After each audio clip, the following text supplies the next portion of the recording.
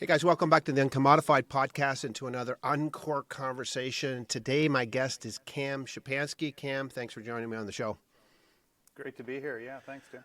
Awesome. So this is going to be an exciting conversation for me because, I don't know, social media is an awesome thing, but I've been reconnecting with people throughout my life. And Cam and I recently reconnected after, 25, 30 years. We'll figure that out eventually and do the math. But after a long time, and found out that although we had been friends as teenagers and had some connection and our lives go separate ways, but yet we have some similarity in our pathways. And that's part of the conversation we want to explore today. So Cam and I are going to get into this idea of things that we've learned through a series of events in our lives that have allowed us the privilege of working cross-culturally or internationally for a long time. What we've learned when we've gone to other cultures, what we've learned from those people there, what that has taught us about life and leadership, about our assumptions, and ultimately what it's taught us about how to live and to lead ourselves and others through the process. So let me just give you a little bit of Cam's background, and then we'll tuck into the conversation. So Cam leads a team of world changers, and I'm sure he's going to explain a little bit about what does that really mean for him.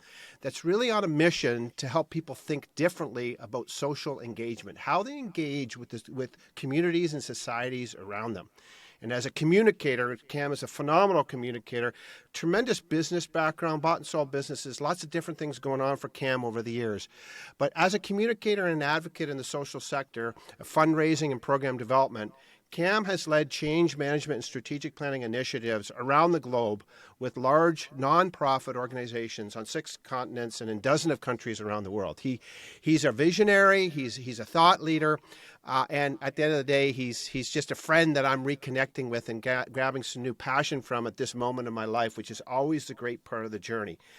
Cam started his work internationally on the program side and spent a number of years in the Middle East and has a deep passion for fundraising and connecting supporters with the work that's being done and how that works, because money is an important part of the engine that makes all that happen.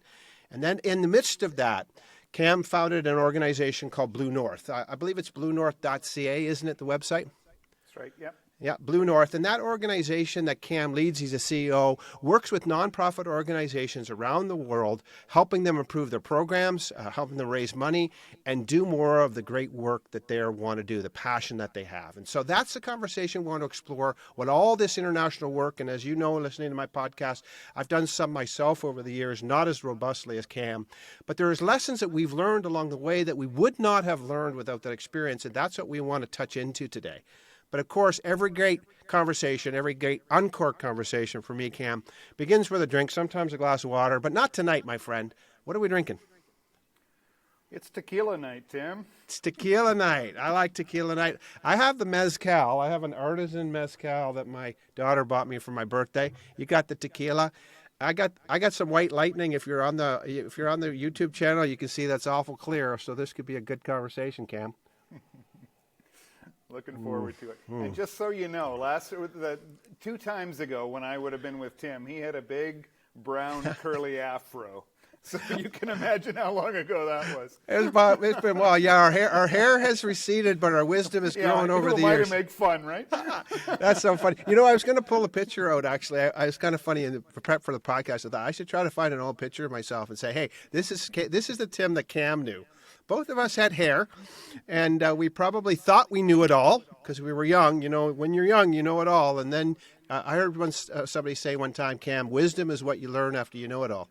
So Exactly. maybe we got some wisdom. So listen, let's tuck into this conversation. So you have had the privilege of working around the globe, and we can get into some of the nuances and experiences you've had. But when you think of this, something you've learned about leading and about being human and about interacting with people that you wouldn't have learned if you didn't have these experiences, Cam. When I ask you that question that way, what's one of the things that comes to your mind and why? Oh, wow. Okay. In North America, the West, we tend to equate money with happiness. Some of the happiest people, the best conversations, the biggest laughs I've had in my life have happened on the dirt floor of a grass hut in the middle of a field, where time is not money. Time is something that you spend in good conversations with great people, and and there's no clock, right? And so I think that's probably the biggest learning that comes to mind. Interesting, for sure. Happy. I would say I reflect on the same thing. I met some people. I think contentment comes to mind when I think of it. Even in the midst of difficulty and everything, and even in the midst of poverty, there is a deep contentment. It's kind of funny you say something about time. A friend of mine who in Africa says, he says something like this: Africans have time, Americans have watches. So he says something, Exactly. something like that, right? So, right. Absolutely. There's this quality of life that we discover, and so when you look at these complex environments where people are leading and making and moving their organizations forward for the causes that they're involved in. What other things come to mind and things that, from a leadership perspective, that you encountered in them that has really been instructive for you over the years? Yeah, I think probably more than anything is the ability and the requirement to listen first, right? We often go into situations feeling like we need to have the answers right out of the gate, and we need to be smart right out of the gate.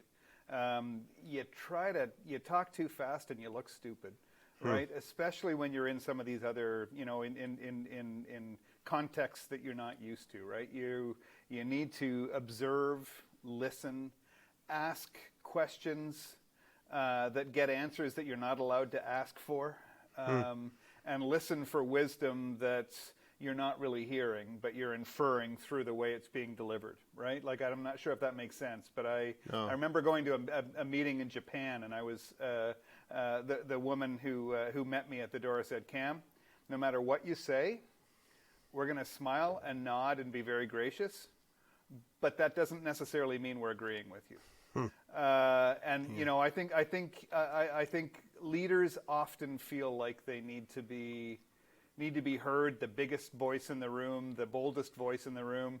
Big and bold often comes from quiet listening and sort of insights that way, I think. Yeah. No, it's interesting. And I think tonight in the conversation, as you guys listen in, I think Cam and I are going to find a lot of dots that connect. And again, just to be really transparent, sometimes when I'm preparing for a conversation like this, sometimes I have a series of questions that I prepare in advance and I send my guest, and we sort of explore the conversation around that. Cam and I decided tonight that we weren't going to do that. We're going to do this a little differently, and that we're just going to find that organic conversation and find where the connective tissues are for us in the conversation. And as we do that, hopefully you'll find some connective tissue. You may not have had some of the experiences that we've had internationally, but look how these dots connect to you for where you are, because there's cultural nuance even in Canada. There's cultural nuance in your community. There's cultural nuance all around you. And again, we need to be students of the cultures that we're in. And when you talk about listening for that wisdom, I think about an experience, Cam, that I had when we partnered with a group of nurses at one point in the work that I was doing in Mozambique. These people were from another planet, actually. It was a physician assistant nurses. They rode horseback through the Mozambican jungles, bringing medical care, killing snakes with machetes, sleeping in tents. They were from another planet. And I remember when we first started working with them and going over and partnering with them, I had the privilege one time sitting under this huge, beautiful tree in this grove with some village elders and one of the key people there that had a vision to start a school. And I remember sitting there on a log and just listening to the conversation through an interpreter and listening, thinking I was going there sort of to give them my wisdom on how this could work, how we could make this happen for them. And I very quickly realized that I was the dumbest man on the stump. There was a lot of wisdom under that tree. And man, the more I listened, the smarter I became. The more I listened, the wiser I became.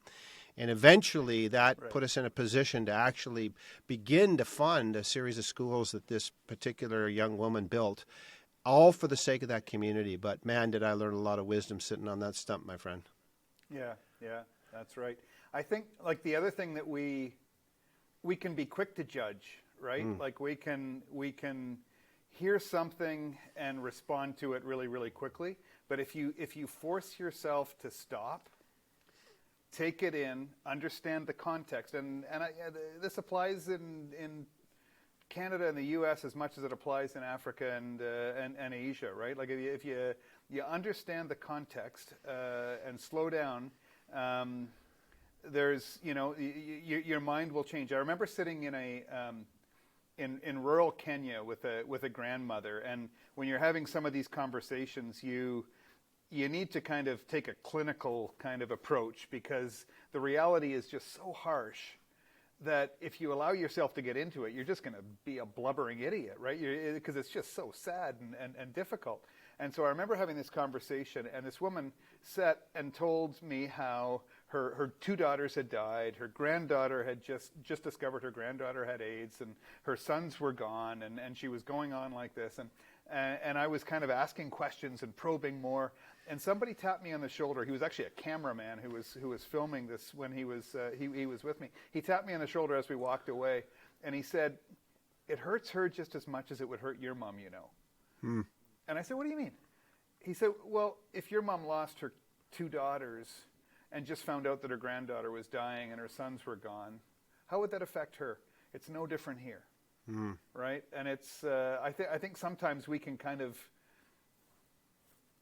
throw baggage on another context, because we think, oh, people are always dying here, it doesn't really matter, and I say, that sounds horrible to say that. I don't mean that, but Correct. we can almost do that without even knowing it. And so we need to slow down and appreciate the context. No, and I think that's so true. And I remember situations similar that you're describing, where you recognize that there is a whole other layer of life that's happening in front of you. I mean, the veil between life and death is so thin, obviously, in so many of the countries that you work in, that I've done some work in. We are so insulated from disease in Canada, insulated from death. We do such a great job with our healthcare system to bring health, but at the same time, we're so insulated. And you go to a country where this is an everyday occurrence, where you can't run away and hide from it. And it is easy to believe that somehow they're not affected in the same way. That this because they deal with it all the time, that somehow they've developed another sense that it makes them anemic to this pain, which is just so untrue. And I remember those same situations where you would sit with people and recognize. I remember thinking to myself, what if these were my kids? Right, exactly. Where people, maybe we were in a context and maybe people, for instance, would steal or something to feed their family, and then we get all, as you said, judgmental. I would never do that. You know what? I would do that. I would do it in a heartbeat. I think if I was in that situation. And it's so easy to take this moral high ground of judgment that you think somehow you're superior because your life circumstances have allowed you an insulation from these things. Yeah. But I'm sitting in a hut in Kenya saying that. If I'm sitting in a boardroom in Toronto, it's read the room before you talk too much. Right. It's kind of, you got to know who you're talking to and be very, very aware of their reactions. No, for sure. No, it's exactly the same.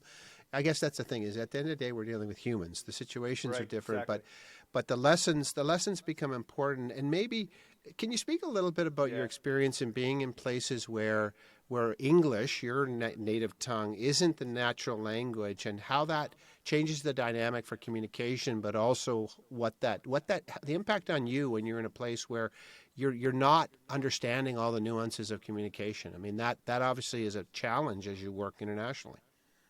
Yeah, I mean, we are fortunate in that our mother tongue is the second language for most of the world, and so it's becoming increasingly challenging to go to a context where there is no English, right? Like any other language you speak, you're going to run into that, but English, you're pretty good. I do think that in other contexts, my habit is always to do as much research as possible going in, learn a few words, show some appreciation for that, and build a really good rapport with your translator. And make sure that your translator is not just translating what you're saying. I've always, whenever I'm working with a translator, I always say, look, I'm not going to stop after every sentence. I'm going to explain a concept, and then I want you to contextualize that for me and turn that into something that means something in your in your environment. Yeah. And as you talk about it, and I've had the same experience working with translators. I worked one time in Guatemala. I was doing some training there, and I had a Spanish translator who was a UN translator, and everyone had headsets in the room. Yeah, I yeah, happened to be in an environment, and she was translating, and she was so nuanced. I don't say "a" very often, but every once in a while when I said "a," she would translate, and so you see. So her nuance of translation was so powerful. But, when you talk about that, what I think about, and you just made the comment about North America and there, is that, maybe if we thought in the boardroom, maybe if we thought we were in Africa, maybe we would be better communicators. Because the reality is you slow down, you listen, apparently, to what you just said, you speak their language, oh my gosh. And what if we actually did that more in our corporate worlds, where we slowed down, we listened, and we spoke the language actually of the people we were trying to communicate? Oh my God, we'd be better communicators. Wouldn't it be amazing? So, like, you go to the Middle East, and in the Middle East, if you show the bottom of your shoe to somebody, that is kind of equal to calling them an ass. Yep. Right? And so how many times, we probably don't even realize it, do you sit in a meeting and you throw your foot up on your knee when you're sitting in a chair, and just and keep carrying on. Well, in the Middle East, you do that. You're showing them the bottom of your shoe and you're calling them an ass when you're when you're in the meeting. How difficult is it to have a meaningful conversation to somebody when you're sitting there the entire time calling them an ass? And I do believe, to your point, Tim, that there are, you look at the U.S., you look at West Coast U.S. versus East Coast U.S., it's a different dress code. It's a different way of interacting. It's a different, on the West Coast of the U.S., people say, "What do you do?" And you say, "Oh, I like to surf and run and whatever." And the East Coast, what do you do? Well, I'm a banker, right? And Right. so it's the same thing in this context. Yeah, no, for sure. So listen, if you're listening in, we're chatting about experiences that we've had in other cultures. And again, I think the application point that Cam just made is really true. And that is that these things hold true in our communication as leaders, as people in this culture. How do we speak the language of the people that we're in front of? How do we honor them? How do we subtly dishonor them and we don't even know it? What is it that we need to become more attuned to? I mean, these are fascinating conversations for sure in relationship to this. So when you look at just your own personal learning, Cam, I mean, you've been on this journey. When did you first work internationally? You and your wife went originally, right, to work internationally in Egypt. Is that Right. correct? Yeah, we worked in the Middle East, Okay. and that was in the late 1980s. Okay, in the late 80s. And I Okay. worked on the program side of the international development community for a number of years. And Okay. that in many ways that was kind of because international organizations need to be able to speak to each other. And so the one thing I've been able to do, and I think part of my working abroad has helped with that, is, when I'm in the heart of Africa, I'm trying to help them understand, look, this is how North Americans think about these things. Right. And this is the way you need to communicate to them. And then I do the same thing back in North America. I say, look, these are your field partners, and this is their world. This is what they're dealing with, and trying to sort of shorten that bridge. Okay. Interesting story. I remember, this is years and years ago. My dad came to visit us when we were in Egypt, and my dad was fascinated by just a lot of the difficulty in the country. And so one day we're walking down the road, and he sees a big garbage dump with fires and donkeys and people picking through the garbage to see if they can salvage things or whatever. And so my dad ran up on this garbage dump and started taking pictures of people rifling through the garbage and all of these sorts of things, because he found that very, very fascinating from his point of view. An elderly Egyptian man walked over to me, grabbed me by the shoulder, pulled me aside. He said, "What are you doing?" And I said, "What do you mean?" He said, "Look, we've got the pyramids, we've got the Nile, we've got beauty, we've got history, we've got all of this stuff that he could be taking pictures of, and you brought him halfway around the world to take pictures of a garbage dump? What are you thinking?" And that's, that really struck a chord. It stuck with me to this day, right? Like, I mean, everybody is proud of their own country. Yeah. And they want people who visit it to see the best of what they got. They don't want them taking pictures of garbage dumps. No, no, it's so true. And even you think about how people dress when they meet you, and even when they have nothing, they come out.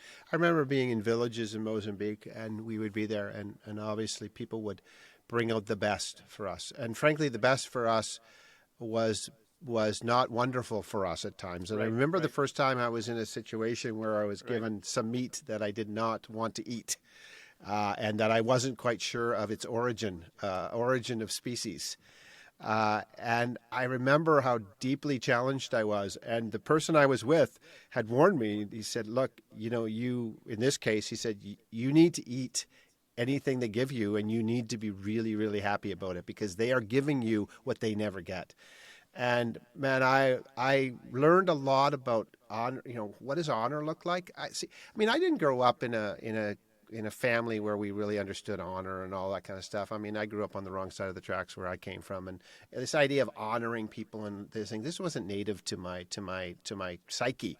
But I think one of the things I learned over the years is just how we can dishonor and honor people, how we can dishonor people so quickly, how we can honor them in little ways, and what that does, particularly in an honor culture, where when you provide that honor, there is something transformative that happens in the relationship. And again, I think that's a transferable skill. How do we honor the people that we connect with, we work with, whether it's a server we meet in a restaurant or whether it's somebody that works for us in our corporation?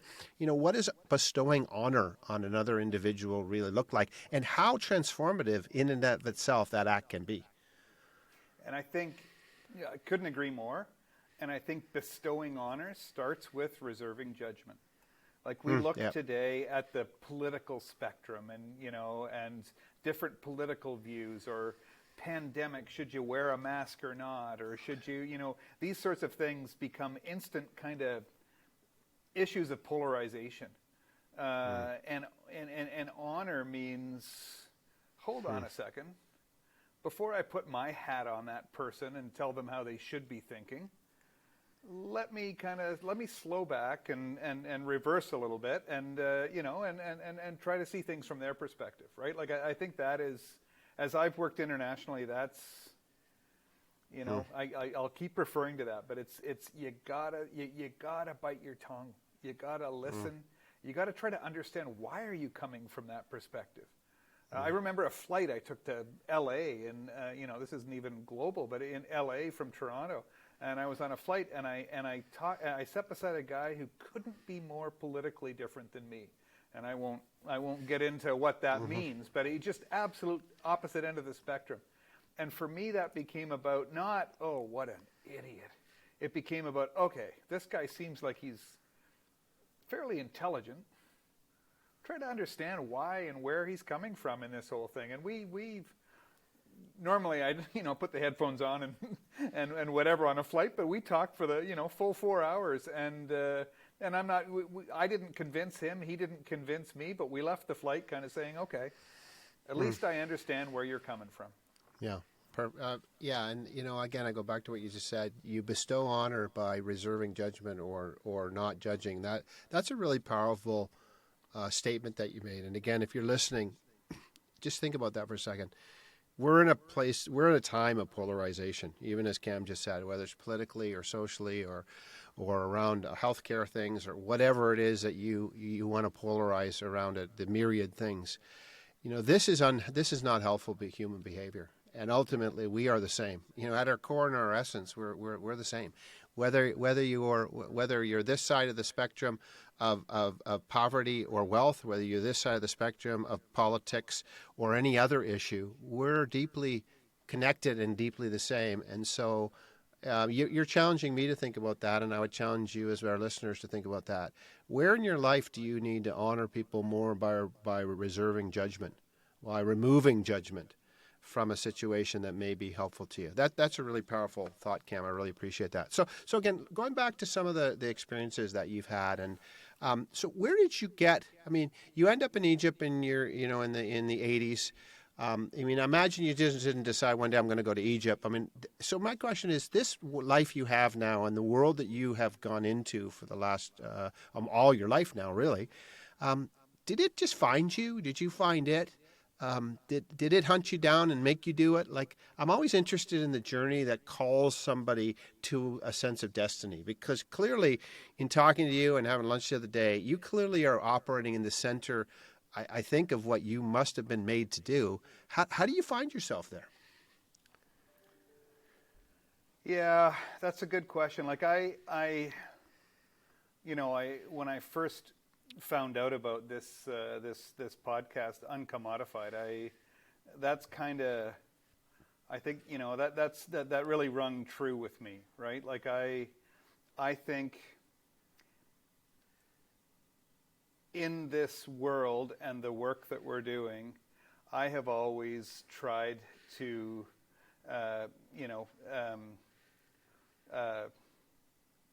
rely on my instincts with business, not try to make a ton of money, not try to set the world on fire, but just kind of do the right thing in the work that we're doing, and I've got a passion to help people, and so I've always kind of called myself a bit of an accidental entrepreneur. A lot of entrepreneur friends of mine are people who want to frickin' set the world on fire and make $1 billion and change the way. That's never been my motivation.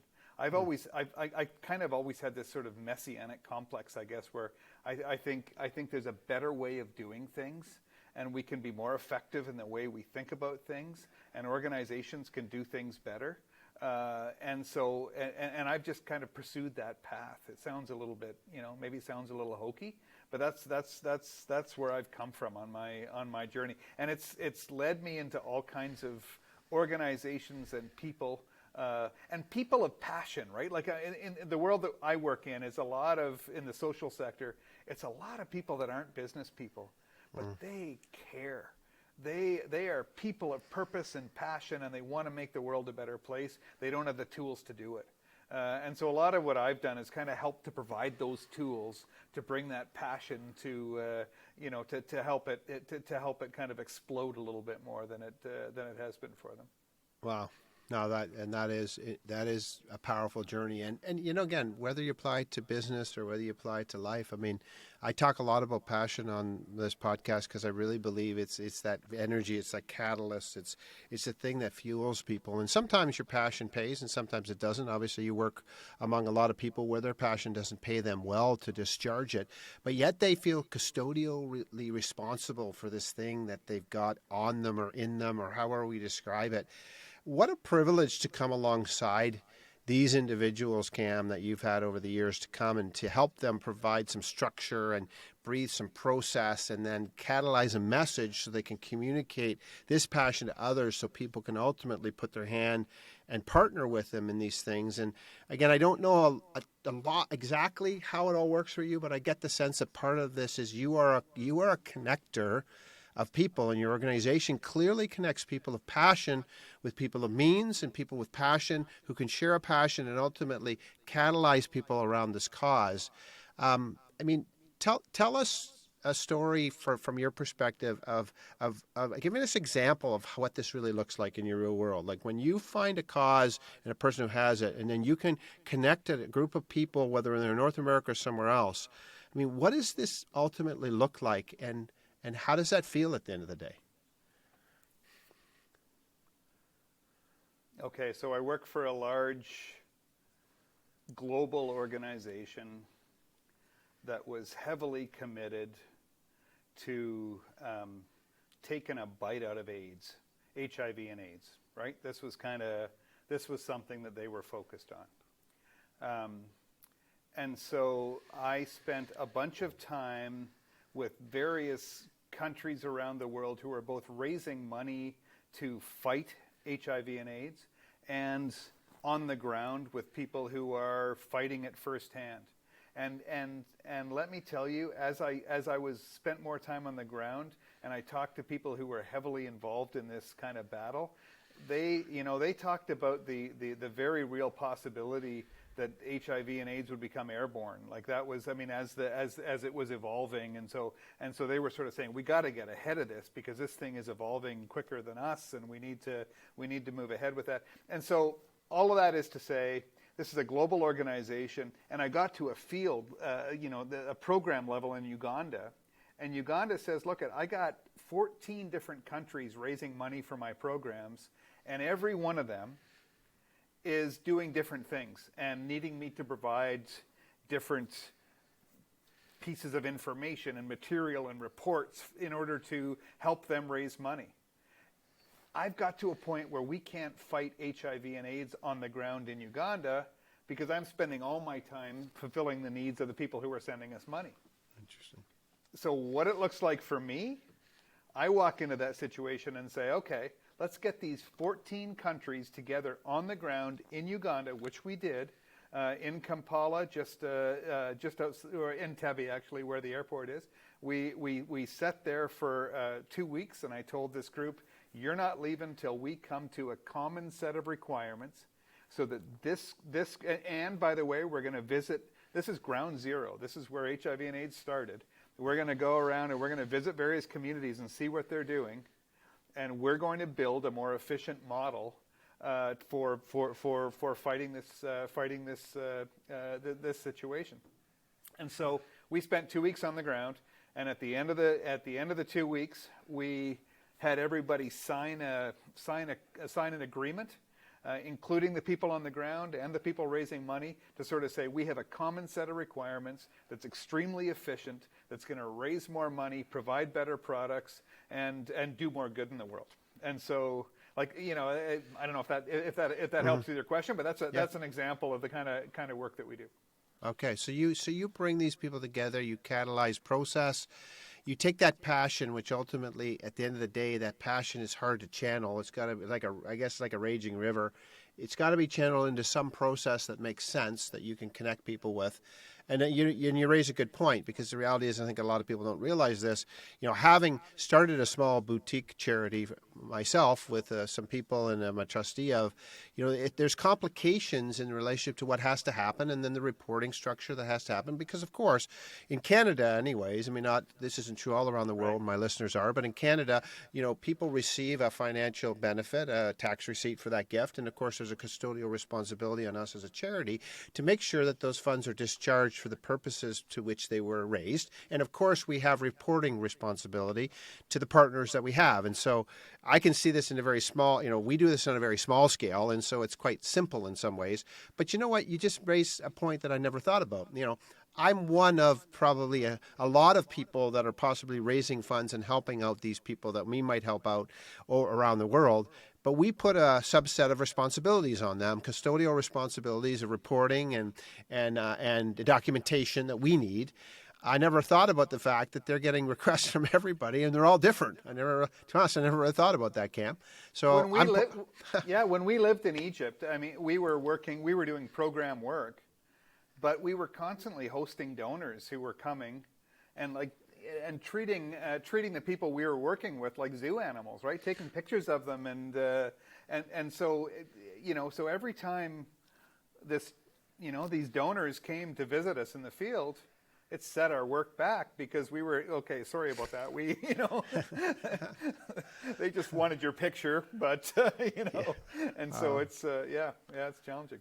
No, it is, and balancing all of that, and for sure. So obviously, communication is a big part of what you are managing, and that you're trying to broker between the partners that you're understanding. So when you look at just the art of communication, you talked about listening well, you talked about withholding judgment, you talked about speaking their language. All these things that you've talked about.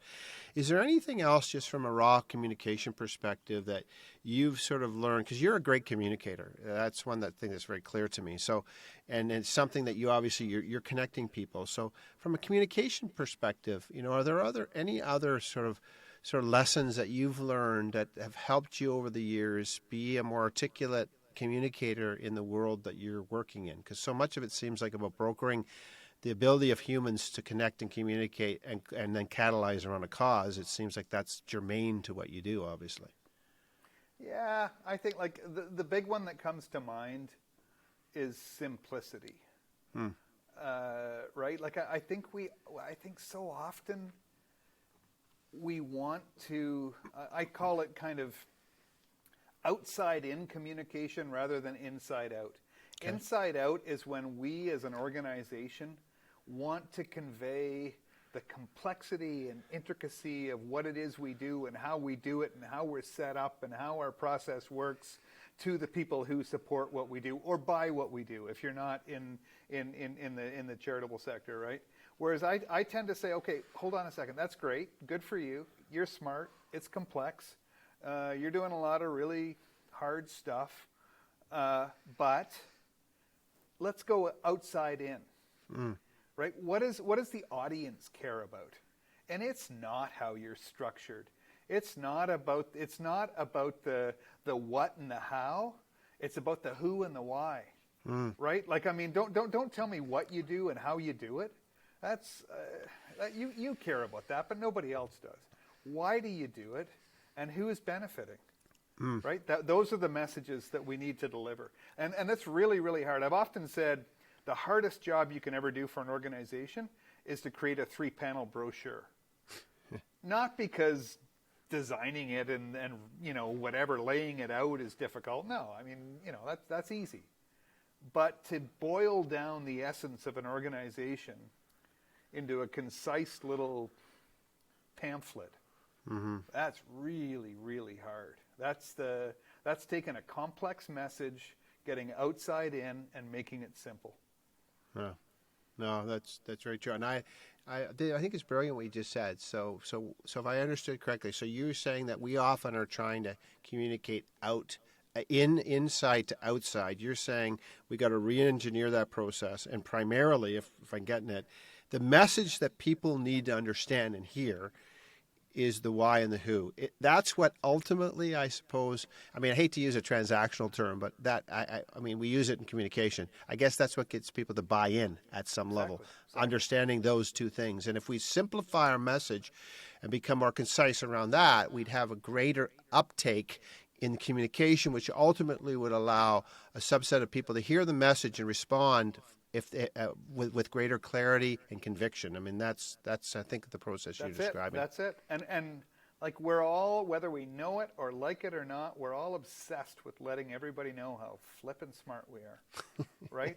Forget about that, right? Like, don't justify your own existence. Really, really, really focus on your audience. That's the key. Yeah, no, and so I'm hearing from Cam. Cam's telling me, Tim, you're not so smart. Actually, that's a good. And for your listening, guess what? You're not.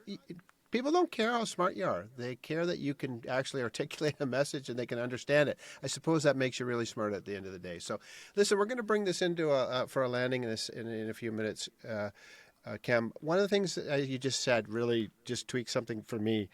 I think for me, from communication, and I think what you just said is so brilliant. One thing that I think that I learned regarding transferring ideas, because a lot of what I was doing, maybe a little bit different in some of the work that you're doing, although similar. I did a lot of training in foreign countries over the years with government leaders, social leaders, where I ran programs where I provided leadership training, and I really struggled in the beginning to bring connective tissue between some of the things and ideas that I had that I believed were valuable in the culture, but I had problems getting them to stick, getting them to take root. And I learned a valuable lesson, and I shared the story, I think, with you when we were out for lunch. But, while I was traveling a lot and I was struggling with that, I had come home on a trip one time, and I was in Niagara on the Lake, not far from where we live, which, for those of you who don't live in Canada, it's a wine growing area in Canada. I know, surprise, surprise, we do have grapes and we have fruit in Canada in the north. And I was down there and I was at a German winery called Konzelmann's, and I'm always fascinated. I like learning. And I remember talking to one of the guys who was working on the farm as we were out for a tour, and I just sort of said, "Hey, you brought these original vines from Germany. Like, so what do? You bring them over and you just plant them?" And he sort of looked at me and chuckled, like, "Haha, you stupid man." And I said, "Oh, no, like, tell me how it works." He said, "Well, you can't do that. They won't grow." He said, "You have to graft them onto native roots." So we take native root systems and we graft that fruit, that vine onto it, and that's how we get it to grow. And man, when he said it, it's like a penny dropped. It's just like, boom, I had this like a revelation. I don't know, I can't describe it, but just something clicked. And I thought to myself, that's my problem. I've been trying to take ideas and shove them into the ground in foreign countries, and they kept atrophying and dying. And then I began to realize that I had to attach them to cultural roots. When I attached them to cultural root systems, they began to grow. So I went back with a renewed passion, not to teach, but to learn the cultural roots. The more I became aware of cultural roots, the more I could take ideas and graft them onto them, the more fruit that it bore and the more ultimate effect that we had. And so, again, a lesson I don't think I would have learned if I wasn't doing this, but it was all about that communication thing again. And again, if you're listening, I don't care if you're not out of this country. Organizations have cultural roots, communities, societies, social systems, families, they have cultural root systems.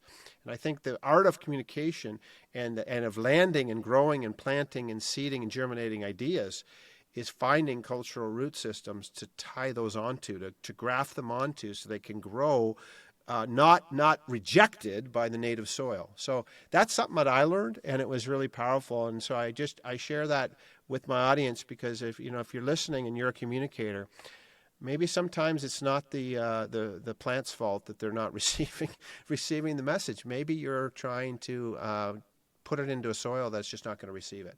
So again, lessons that we've learned along the way, Cam, that we wouldn't have necessarily learned. So let me ask you as we finish up. I got two questions as we finish up. One is, so when you look back on your journey over the last, how long now, 30-something years or so? 140 years, yeah. 140 years, yeah, like a dog. 170 next July. Yeah, like a dog's life. Mm-hmm. What's the one thing that if somebody came to you and said, what's the one experience that was most transformative for you? If you had to pick from all the experiences and you said, hey, here was one of the times that I was absolutely, this was transformative to me. What comes to your mind when I ask you that question that way? An experience you had that you would say, wow, that really transformed something for me. What would you think of when I ask you that kind of question? So in keeping with the theme of the day, let me give you two. I like to ask people when I'm kind of in some of these challenging contexts, I kind of say, what do you want? What would help you? What do you want to be? What do you want to do? And I find it's a pretty basic question, but it's a profound one. I had a young boy in rural Ghana, and I'm going to be in Ghana in 3 days. But I had a young boy in rural Ghana when I said, what do you want to be when you grow up? He said, a rich white man like you. Wow. And on the surface, that's hilarious, right? It's so funny. It's not funny, right? Like that's you can peel back a bunch of layers of that onion. I was with a woman in, I believe it was Tanzania, and I asked her, and she had a granddaughter who was on a 3.5-hour walk to get water so they could boil their beans that night or whatever, and it was a very, very, very difficult context. I said, what do you need? Like, because often I'm in these situations, and when I say, what do you need? The person will say, like, a bag of rice. And for $3, I can send them 10 kilos of rice or whatever, and I often do that while I'm there, knowing that it's not really fixing the problem. It's just maybe providing a bit of relief. But this woman, I said to her, what do you need? And she said, a sewing machine. And that rocked my world. Because she wasn't thinking about what do I need to get through this week. She was thinking about what do I need to be able to provide a sustainable income for my family and build something that can provide kind of an ongoing stream of income that can get me into a better situation. And I'm not sure if that's what you were looking for, Tim, but those two answers have stuck with me, and I carry them with me everywhere I go. No, and again, I'm not looking for anything other than just trying to figure out what impacts you, because everything impacts us at a different level. And at the end of the day, Cam, let's face it, you and I won the birth lottery, my friend. No kidding. I mean, we happen to get our DNA in the right strand. However this thing worked, we won the birth lottery, and I often remind my children of that. We just happen to be born on a part of the planet where we have a subset of powered choices that a lot of the world doesn't have. And again, we think that a lot of people, made a choice to be in the situation they're in, and the reality is they lost the lottery, we won the lottery. And at the end of the day, I do think, and I think you would agree, that we do have a social responsibility in the communities that we live in. We are global citizens, and that at the end of the day, the hard part is that we convince ourselves that the little we have to offer is meaningless. And so often we offer none of it. And, what I'm so impressed of in the conversation, just reconnecting with you, Cam, is, I know a little bit about your history. I had the privilege of meeting your parents. They had a positive impact on my life. I shared a little bit with you the last time that we chatted. And, I fundamentally believe that you've become a man that obviously both of your parents were very proud of and are very proud of, although they're not with us anymore, like my parents aren't here anymore. But, you've become a person that has made an impact globally in the world. You have used, you came from a really great family with some means. You could have done 1,000 other things, Cam, all of which were worthy and amazing. But you made a choice to invest, to spend yourself on behalf of others over the years, and that to me is so powerfully transformative. And it encourages me, and I know as we reconnect, and part of this podcast is you and I reconnecting, and hopefully we'll get a chance to do some stuff together, which I think would be awesome over the next period of time. But it's been such a privilege to share this conversation. And again, if you're listening in, I want to challenge you. I don't care if you're going to go to Africa. I don't care if you're going to go next door. It doesn't fucking matter. The question is, are you going to make the place you go better? That's really my challenge to you guys. I don't care where you go. Don't wait to get a plane ticket. Frickin' go next door and make something better, because the world needs people who are going to not just shed the responsibility, judge and blame and all the bullshit that goes with that. They're going to take responsibility for themselves, and they're also going to fix what they have the power to fix. They're going to catalyze people towards a better outcome, a better destiny. And to me, that's what life is all about. And I know, Cam, for you, that's a big part of what you do. And so as you look at this world in the context of this conversation and the podcast, so when Cam is at his most uncommodified best, when you are doing only what Cam Shapansky can do in a room or with a group of people, what is it that makes you that difference maker? What unique thing do you bring in that moment, Cam, that has just got the Cam stamp on it? That's a big question. It is a big question. You know what? I'm going to pour another drink for that answer. Uh-oh. Yeah, no, I think I've kind of said it, so this is a bit of a summary. But I guess what I would say is there are a lot of people in this. You talked about people of passion in the nonprofit space, and people who are kind of just chasing their purpose and whatever. There are a lot of people in this world who are trying to do things the way things are done. Right? It's just kind of, why am I doing it this way? It's because this is the way you do it, and those ways don't make sense. Right? And so what I kind of bring to the table, I think, is I walk into organizations and I help them see the forest for the trees. Right? It's not about the way things are done. It is, what is your special place and purpose in the world? And then how do we build systems and process around that in order to make that most effective? Many people are searching for, they want to be more innovative. I want to innovate in this space. Come and help me innovate. Come and help me brainstorm. There's too much flippin' innovation in the world. Stop innovating and start executing, right? And so, I think I'm countercultural in many ways, but refreshing in others, right? So, I will sit with boards and executive teams and slap them across the face for trying to come up with the next shiny toy, focus them on innovation, and focus them away from the way things are supposed to be done. No, you know what? It's a good point. And by the way, when you said what you said, I just thought of IBM had an ad campaign a number of years ago, and it was called Stop Thinking, Start Doing. So I think it's apropos for sure. So listen, as we finish up, if you could challenge our listeners, and again, my listeners come from this swath of people. I have listeners in about 28 countries around the world right now. all different kinds of swaths. I've got professionals, I've got C level people, I've got moms and dads, I got single parents, I got lots of different. Just a cross section, which I really love. I think because I don't want to really fit in. I don't want to fit in one of those places. I want to be everywhere and nowhere, I suppose. But if you could challenge people based on the context of this conversation with one challenge as we finish up, that you could just stick your finger in their face and press a button in their life and turn something on for them. Cam, what would you want us to challenge them about?